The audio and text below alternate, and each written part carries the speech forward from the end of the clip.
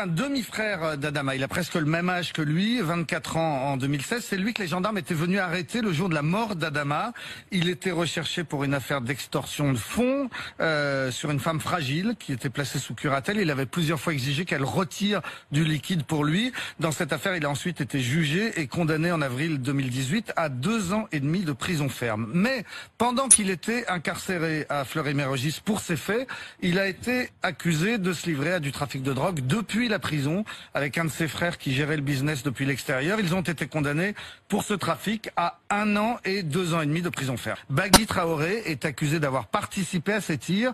Il est mis en examen pour tentative de meurtre sur des agents de la force publique. Il va comparaître à l'automne prochain devant une cour d'assises. 3 mois après la mort d'Adama, la maire de la ville avait reçu des menaces, notamment des frères Traoré, et le conseil municipal devait étudier la mise en place d'une protection pour l'élu.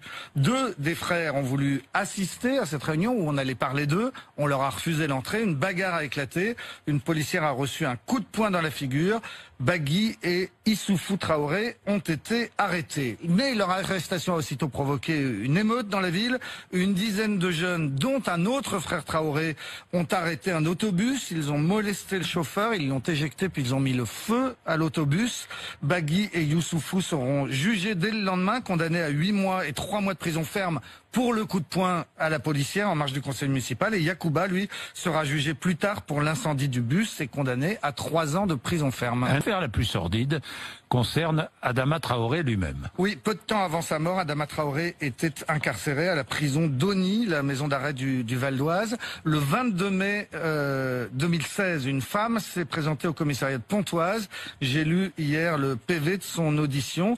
Elle raconte que son fils Steven partage la cellule d'Adama Traoré, qu'il fait l'objet de sévices. Et finalement, en pleurs, il a avoué à sa mère avoir été violé par Adama. Sa mère a ensuite remué ciel et terre pour que son fils change de cellule, ce qu'elle a obtenu quelques jours plus tard.